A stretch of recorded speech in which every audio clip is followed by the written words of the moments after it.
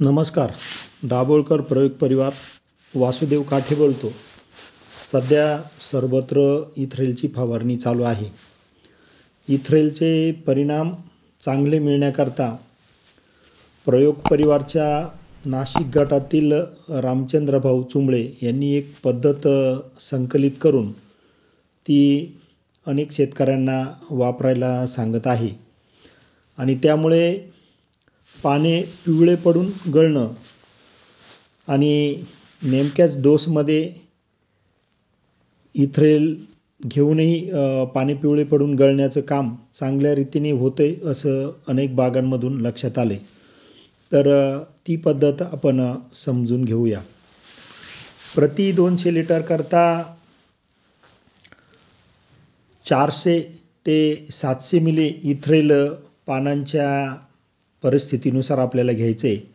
पानं 25% डॅमेज असतील तर प्रति 200 लिटरला 400 ml इथ्रेल पुरेसं होतं. पानं खूपच चांगले असतील तर प्रति 200 लिटरला 700 ml पर्यंत इथ्रेल आपल्याला घ्यावं लागते.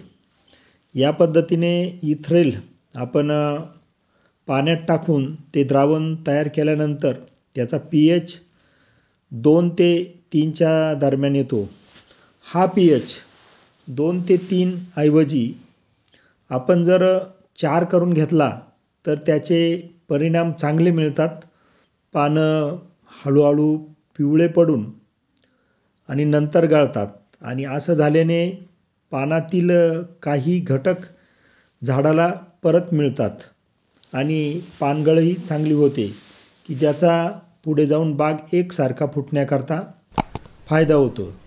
तर याकरता आपण जो काही इथ्रेलचा डोस ठरवलेला असेल त्या डोसमध्ये पोटॅशियम बायकार्बोनेट सुरुवातीला प्रति 200 लिटर करता 30 ग्रॅम टाकायचं आहे आणि नंतर हळूहळू pH 4 येईपर्यंत जेवढं लागेल तेवढं, म्हणजे 30 ते 80 ग्रॅमपेक्षा जास्त ते लागत नाही प्रति 200 लिटर करता. तर याप्रमाणे द्रावण तयार करून आपण त्यामध्ये सिलिकॉन बेस स्प्रेडर हे प्रति 200 लिटर करता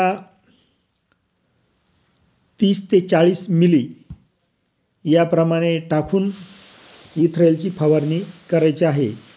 इथ्रेलची फवारणी झाल्यानंतर कमीत कमी 2 तास तरी पाऊस यायला नकोय असा वातावरणाचा अंदाज घेऊन जर आपण या पद्धतीने जर इथ्रेल फवारले तर त्याचा निश्चितच चांगला परिणाम मिळतो असं लक्षात आलेलं आहे.